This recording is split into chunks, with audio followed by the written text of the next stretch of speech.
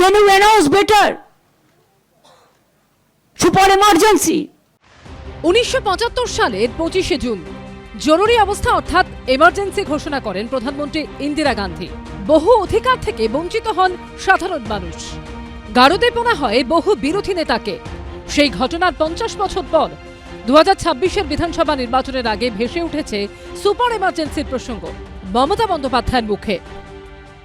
Election Commission, you have seen when we went there, thousands of police were there.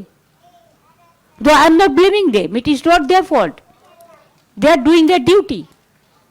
But who is giving them the direction to behave like this?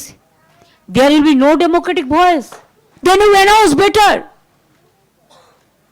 Super emergency. It is already there in Bengal.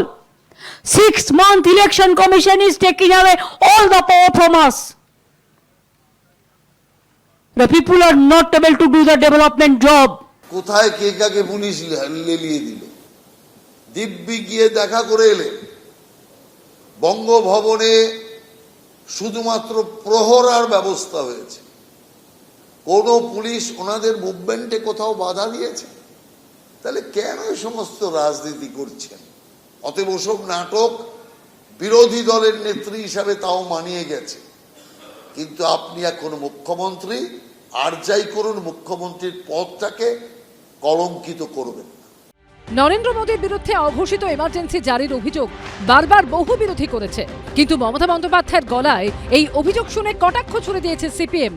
Fascistic মনোভাবের BJP যে মনোভাবে চলছে এবং যে কার্যক্রম পালন করছে, সে পশ্চিমবাংলাতে দাঁত ফোটাতে পারছে তৃণমূল আছে বলে।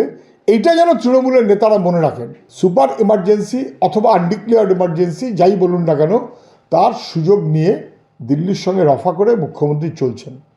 কে প্রকৃত গণতন্ত্রে বিশ্বাসী আর কে ছদ্ম গণতন্ত্রে, তা নিয়ে যুগ যুগ ধরে বিতর্ক চলছে, চলবে।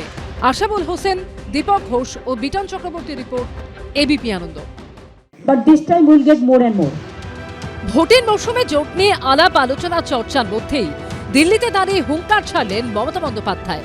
নরেন্দ্র মোদী যখন রাজ্যে এসে বারবার আসল পরিবর্তনের ডাক দিচ্ছেন, তখন তার গলায় প্রত্যাশিতভাবেই শোনা গেল উল্টো সুর। सभी एक ही भाव से, एक ही आस लेकर के आए हैं कि हमें असली परिवर्तन चाहिए। हर कोई 15 वर्ष के महाजंगल राज को बदलना चाहता है। तृणमूल कांग्रेस अकेला ही लड़ता है बंगाल में। तृणमूल कांग्रेस का खिलाफ में हर पार्टी लड़ता है, लड़ने दीजिए, वो अपना तरीका है। I am not a political astrologer, but this time we will get more and more. Again we will meet after the winning, okay? That time I will give you the good sweet, not Delhi ka laddu.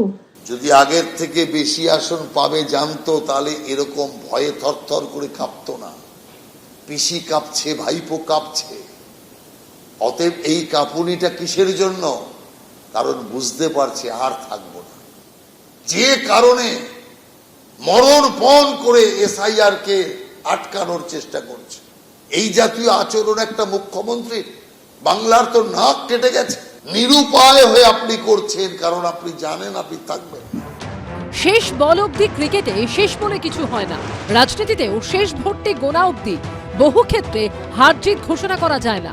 তাই রাজনীতিবিদরা যে যার মতো বলবেনই, কিন্তু হার জিত বোঝার জন্য, জানার জন্য অপেক্ষা করতে হবে রেজাল্টের। আশাবুল হোসেন, দীপক ঘোষ ও উজ্জ্বল মুখোপাধ্যায় রিপোর্ট, এবিপি আনন্দ। এবিপি আনন্দ এগিয়ে থাকে, এগিয়ে রাখে।